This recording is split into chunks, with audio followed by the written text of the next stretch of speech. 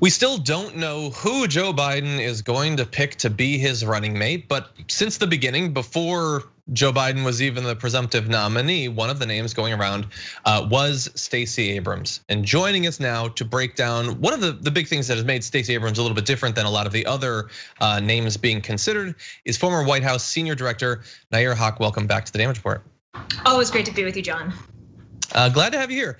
And so this isn't specifically necessarily about her politics, which we can get into, but you wrote an article about one of the things that sort of stylistically or in terms of approach and personality that made Stacey Abrams a little bit different than how potential VPs have acted in the past. Can you tell us about that?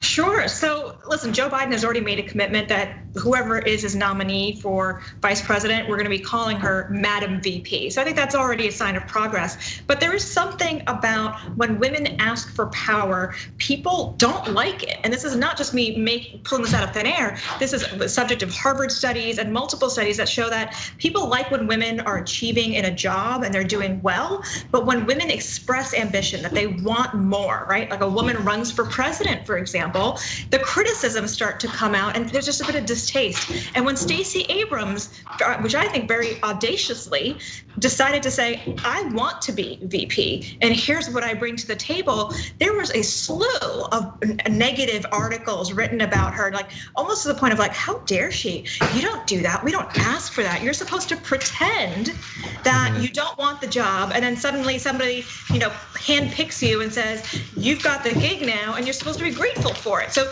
the idea of Stacey Abrams just boldly asking for the gig, making a case, and on top of that, being a Black woman who is not petite, I think is very not only audacious, but is a lesson for all of the other women, particularly minority women, women of color, who realize that unless we ask for what we want, no one's going to hand it to us. Maybe this isn't the same thing, but let me know if you think this might be attached. Like you asked someone, are you going to run for president? And they lie and lie and lie up until they announce that they're going to. There's this refusal to be honest about things that hypothetically don't seem that weird to point out. Do you think that something fundamental might be changing? Like when Stacey Abrams is like, no, I want to be VP, obviously.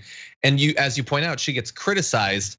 Are we moving into a phase where maybe hypothetically you won't be criticized as much or at all if you just are clear about your ambitions?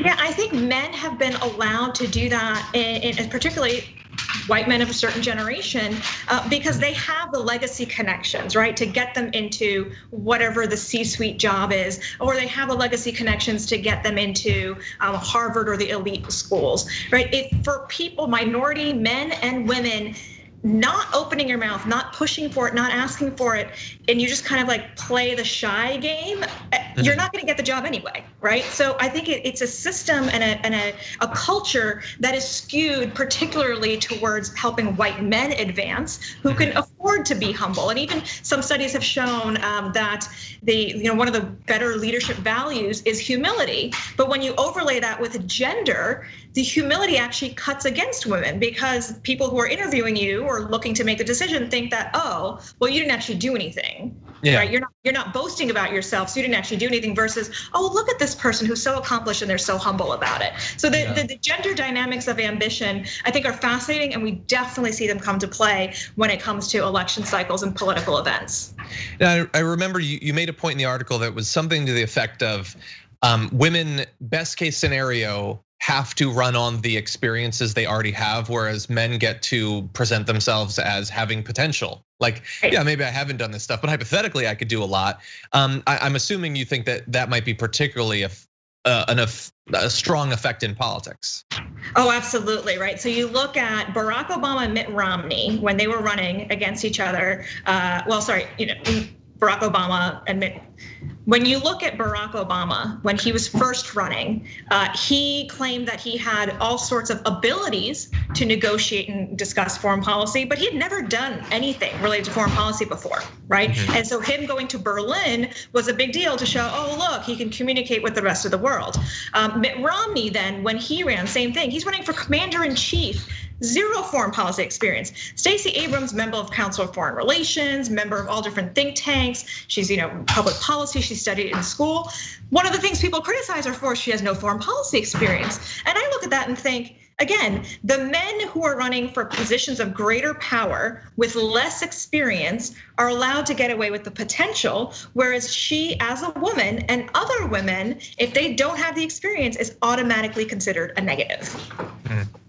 I want to talk a bit more about Stacey Abrams. I'm curious about your read as you've been watching this whole thing develop. There's a lot of names that have been talked about as potential considerations, and Biden, as of yesterday, was saying there's whole categories of people that you have not even thought about that I'm considering.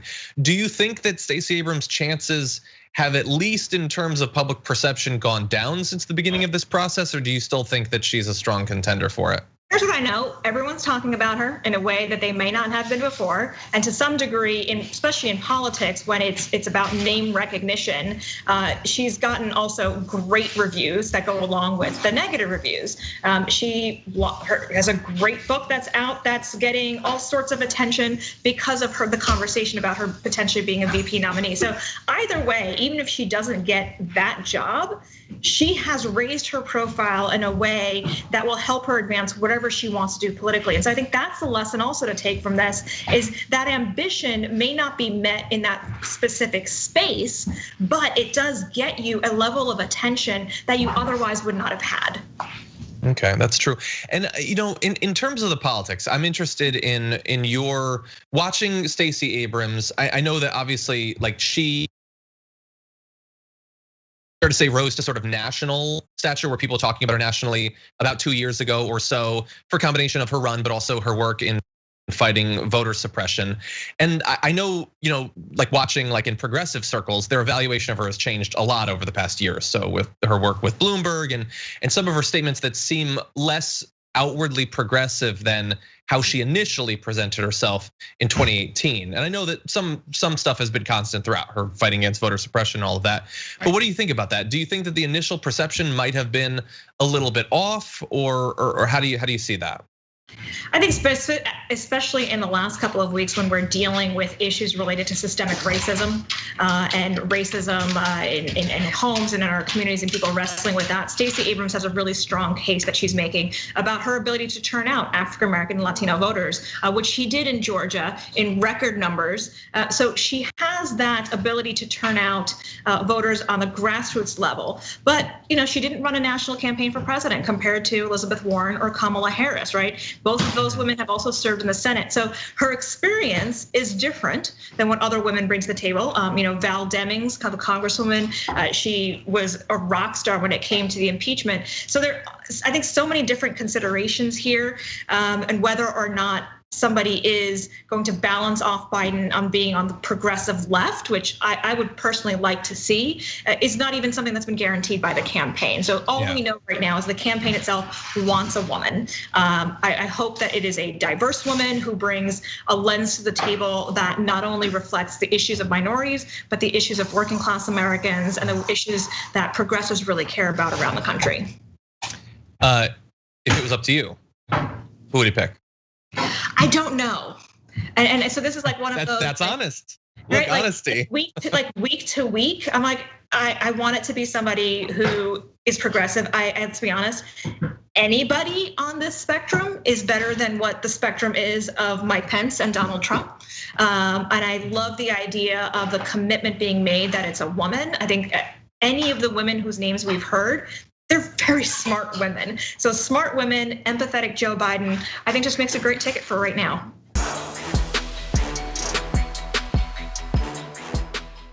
For more political news, breakdowns, interviews, stories of activism, and me trying my hardest to care about the occasional big celebrity news story, subscribe to our YouTube channel at youtube.com/thedamagereport. And you can ring the bell wherever it is so you don't miss anything.